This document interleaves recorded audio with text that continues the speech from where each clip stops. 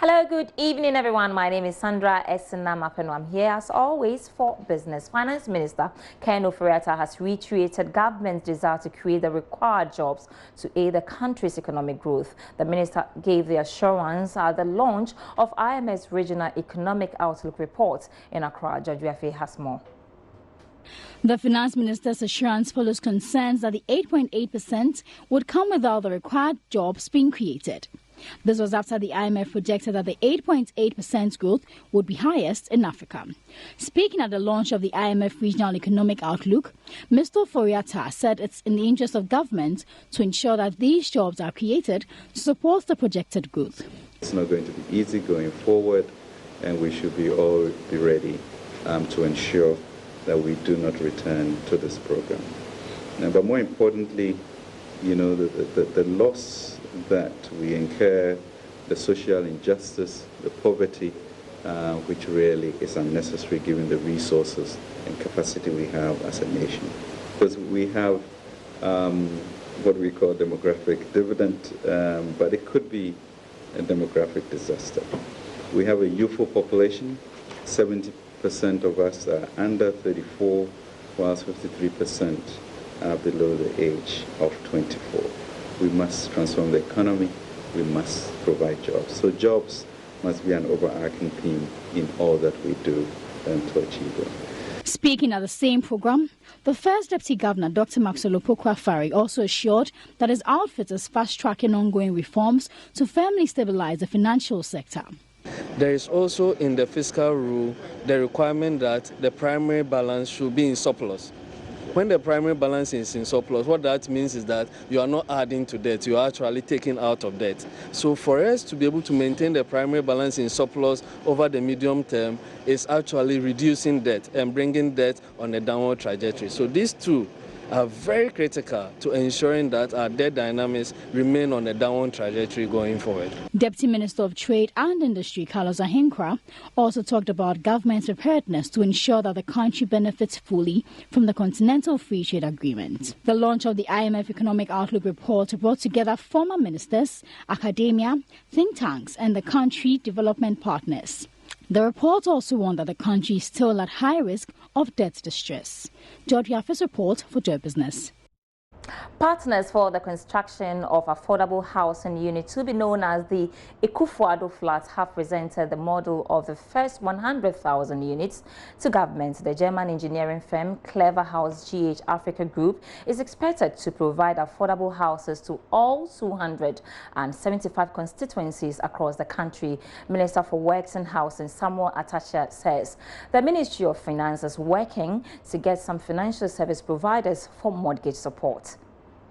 The Ekufuado Affordable Housing Unit is aimed at reducing the country's housing deficit. One of the partners, CH Africa, will commence rolling out of 10 factories to manufacture building components across the various regions of the country for all the 100,000 housing units. According to the Minister of Works and Housing, Samuel Atacha, the affordability of the houses is being worked on by the Ministry of Finance as well as some banks through a mortgage concept. The fundamental issue is that would you create an enabling environment for the people in the low-income brackets to go and own the houses?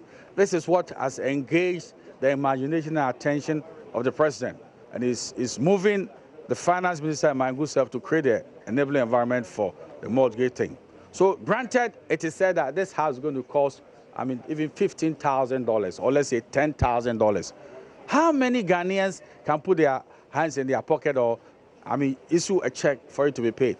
But if you created a mortgage arrangement, then they can own the houses within a stretch of time, say 15 years, through what we call the instrumental discharges, which they have to enter into with banks. So this is how you define affordability. On his part, Chief Executive of Clever House Africa, Julius Kofi Menu, disclosed that the project, expected to be completed in 6 years, will create more than 100,000 jobs. Straighten the technology and the designs for the Nana Addo affordable housing projects, because we're one of the contractors and we're contracted to develop 100,000 units. within a space of, to deliver this within a space of about 6 years. So this is the technology that is going to deliver the designs that were shown. We estimate that with this 100,000 project, we could create we could create up to about 100,000 direct employment. The Cleaver House technology is one of the modern technologies globally adopted to boost Ghana's housing sector. Despite being one of the biggest investors in Ghana, the CEO of the Ghana Investment Promotion Center, Yofi Grant, says his outfit is working towards attracting more investors during this year's China Trade Week. The event slated between June 19 and 21 is expected to bring about 100 investors and 6,000 visitors to explore business opportunities between China and Ghana. Sheila Tameklu has details of the upcoming event in this report. China is currently one of Ghana's largest trading partners. According to statistics, Ghana's exports to China surpassed $1.85 billion in 2018, whereas China-Ghana bilateral exchange reached $6.67 billion in 2017, spanning across various sectors. Speaking to Joy Business at the launch of the third China Trade Week, CEO of the Ghana Investment Promotion Center, Yofi Grant, said they are hopeful the Trade Week will open doors for more investments. I mean, China is currently our largest trading partner and is also the biggest investor in terms of number of investors. And so I think an exhibition of such a nature will benefit us, because then we can learn right at the spot and find the partnerships that we can use to manufacture and create trade links. At the end of the day, a lot of the investment that we seek really is to create a trade path. So we would like the Chinese to come and manufacture here to export to the other parts of Africa, for example, as we establish Ghana as a hub. And if you look at the 10-point agenda for trade and industry, Ghana is positioning itself creating industrial hubs, a pharmaceutical hub, automotive hub. We've now thinking of doing aero servicing, etc., etc. And we believe that we can find the partnerships. The third edition of the trade show will host about 100 traders and 6,000 business visitors to explore opportunities in various sectors, including manufacturing, construction, clothing and textiles, and many more. Zahar Ahmed is the international director for the MIE Group, organizers of the event. We're looking forward to welcoming at least 6,000 business trade visitors from Ghana and neighboring cities as well. We want to make sure that the business environment that we are creating through China Trade Week encourages investment and business interaction through partnerships, joint ventures, because Ghana's investment and infrastructure development is ever increasing, and China is fully aware that the opportunities are great over here, and because we've been here for 2 successful years, the third year would be a greater kind of platform for them to grow the business opportunities. It's a wrap for business for now with me, Sandra Essenam. I'll be back after 8 p.m. for more business news. Hello again, let's do more business news. The newly upgraded Ghana cedis is in circulation for businesses across the country today. The new notes are embedded with new security features, and the banknote is expected to prevent counterfeiting others. We haven't actually seen that note yet, but these are some of the features you should look out for. Some of the enhanced security features include an optically variable magnetic image that is a shiny color changing image of the cowrie shell on a 10 Ghana cedi, a star on a 20 Ghana cedi, and a cocoa pod on the 50 Ghana cedis. Another feature is the new enhanced security thread, which is a shiny broken line with movements that runs through the banknote from top to bottom. And then a more prominent watermark, which is the image of Tetekwashi with a cocoa pod, which has been made more noticeable in the plain star area of the banknote.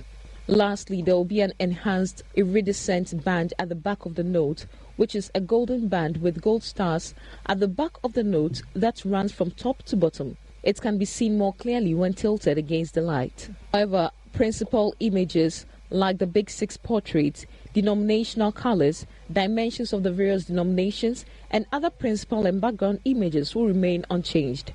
The upgraded and the existing series of banknotes will co-circulate. Asantehene Otunfosetu II says the country's performance post HIPID gives a strong indication government is ambitious in its Ghana Beyond Aid agenda. He says it provides the assurance that Ghana can break the jinx of dependency and donor support. Asantehene Osetu II was speaking to investors at the World Meeting Ghana Investment Forum held in Kumasi to celebrate his accession to the Golden Stool. Sure, it is in this vein that we have welcomed the vision of the President of Ghana, President for Ghana Beyond Aid. It is not a vision for the faint-hearted.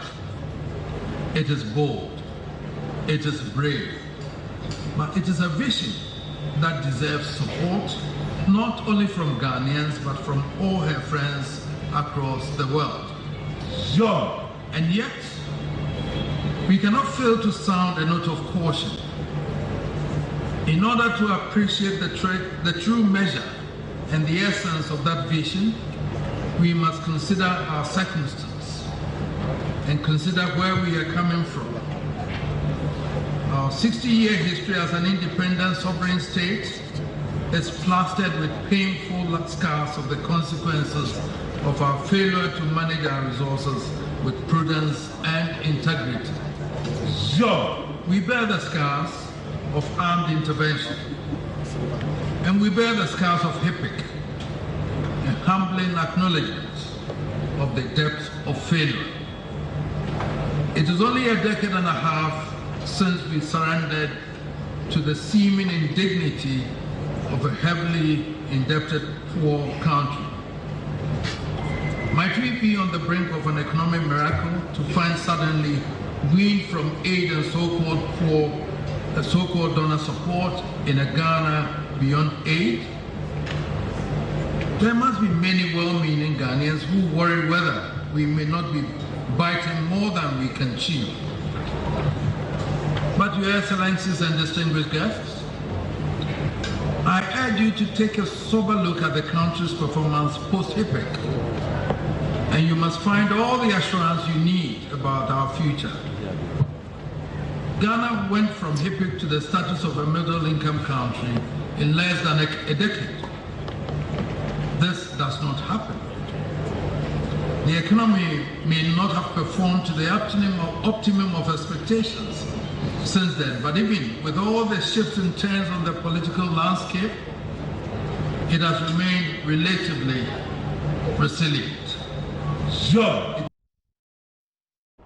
Now, crude oil opened the week at $70.69 a barrel after dropping about $1 on Friday's closing price. Gold, on the other hand, sold at $1,278.39 an ounce. Update of the commodity market is next.